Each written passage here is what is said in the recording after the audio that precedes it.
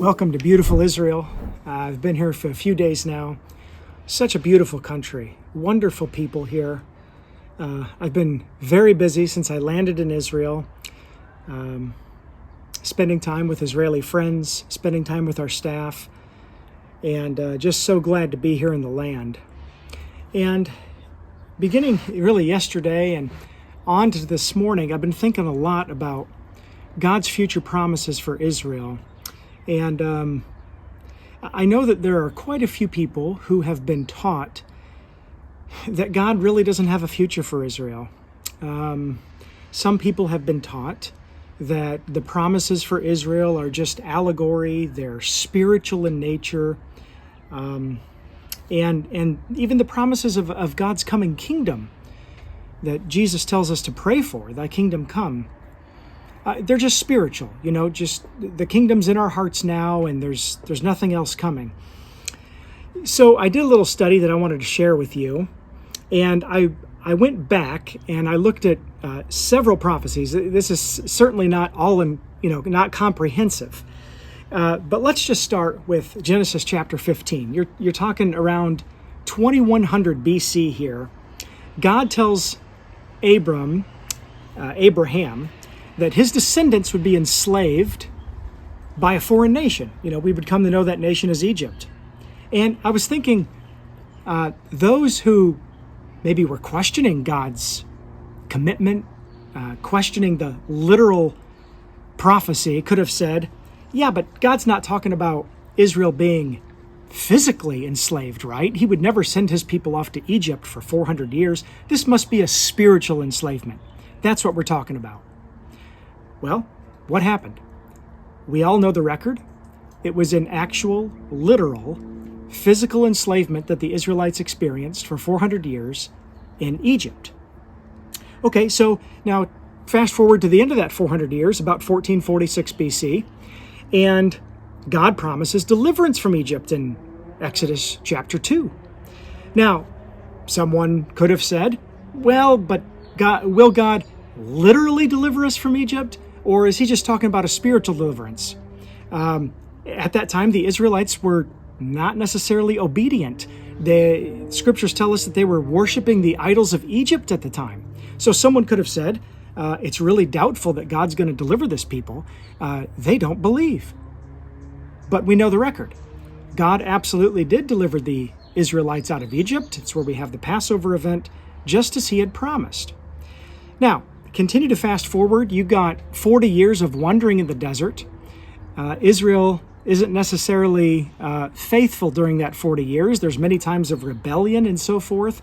God actually gets so fed up with the nation that he tells Moses he's going to wipe them out and start over again. And Moses reminds God that, I don't think you want to do that because you've attached your name to this people.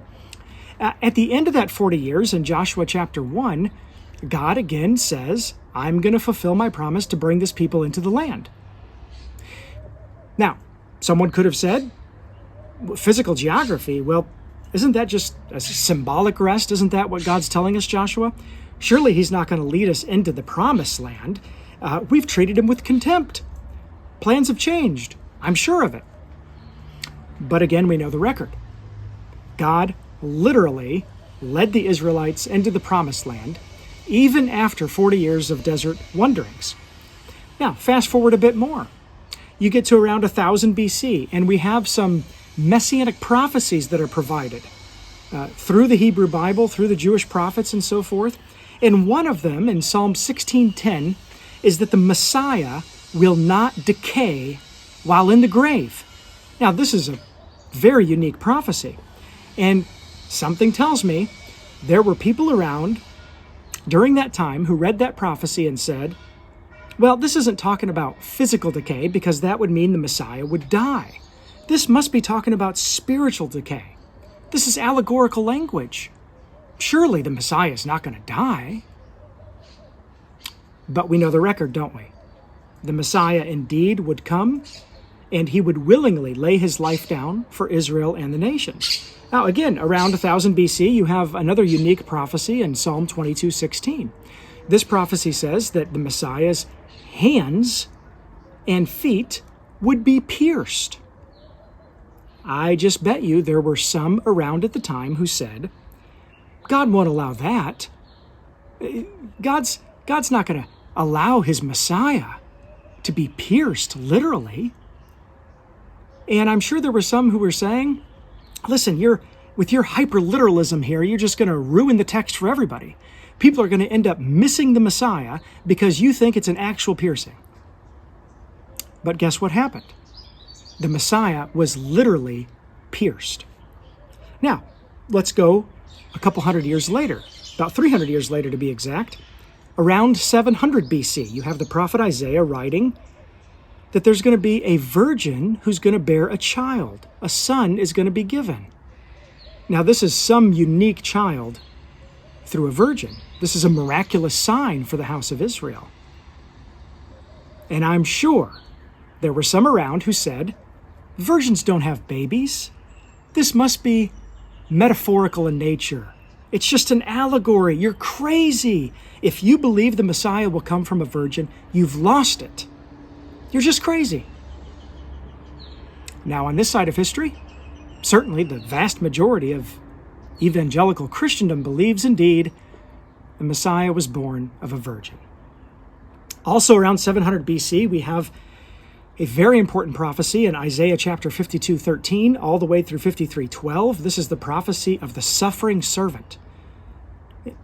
We learn some very amazing things in this prophecy, including that the suffering servant will be pierced. He would die. He would be mocked. He would be beaten. And I'm sure there were some who said, this can't be literal. You're taking the Bible too seriously. God would never allow his Messiah, the King of Israel, to be mocked, to be spit upon, to be crucified. The Messiah is not going to actually die a physical death. But on this side of history, fast forward to around 586 BC. Jeremiah chapter 25, verses 8 and 9 says that Judah is going to be exiled at the hands of the pagan, godless Babylonians. I'm sure there were some around in Jeremiah's day who said, Jeremiah, just shut up. Jeremiah, God is not going to send this pagan nation to send us into exile. He's not going to use a pagan nation to accomplish his purposes, Jeremiah, so just shut up. God may be talking about some kind of a spiritual exile, but a physical exile? Come on. But this side of history, we know with absolute certainty that God did indeed use the Babylonian hordes to carry out catastrophic destruction and to exile the people of Judah. Just after 586 BC, Jeremiah chapter 29, looking to provide hope for the exiles in Babylon. The Spirit through Jeremiah says, you are going to return after 70 years. Now, I'm sure there were some who thought, this must just be spiritual. God has plans to prosper everybody spiritually. That's probably the message there. God's not concerned with returning Israel to a specific piece of property. He's done with all that, isn't he? Israel had their chance. They blew it.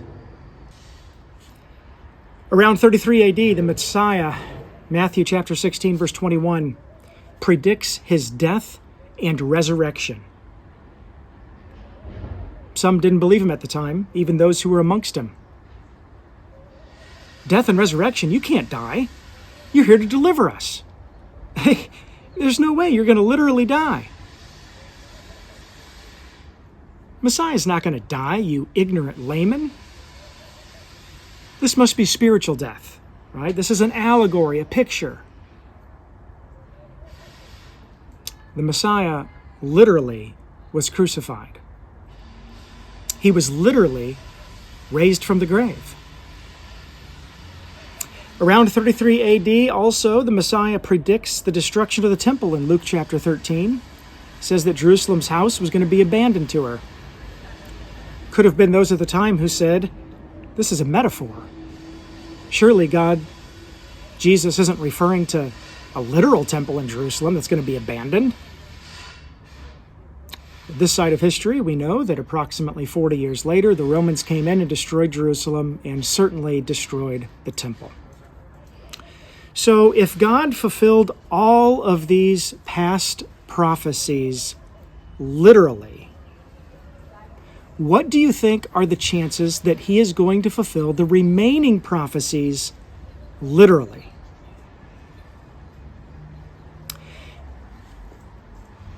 Since he will indeed fulfill them literally, because we don't serve the kind of God who tells us to stand on a rug and then pulls the rug out from underneath of us. He's not trying to trick us. The Messiah will return in bodily form, Matthew 25:31. All Israel will be saved, Romans 11:26. The Messiah will sit on a throne in Jerusalem over his kingdom, Matthew 25:31. Israel will be regathered to their land, Isaiah chapter 11, verse 12, and many others. Jerusalem will be the capital of this future kingdom, Isaiah chapter 60. The Messiah will reign in Jerusalem, Ezekiel chapter 43, verse 7. A new temple will be built, Ezekiel chapters 40 to 46. The Dead Sea will come to life again, and fish of all kinds will swim in it, as fishermen stand near En-Gedi, Ezekiel chapter 47. And one day, Satan will be bound so that this kingdom will flourish under the Messiah's rule, Revelation chapter 20. After hearing all of those predictions about the future, someone could still think, those are just spiritual truths for the church, right? We're done with land, temples, and Israel. The kingdom is here now. We're a spiritual kingdom as Christ is reigning in our hearts. You people who believe God's promises for a future literal kingdom are just hyper-literalist.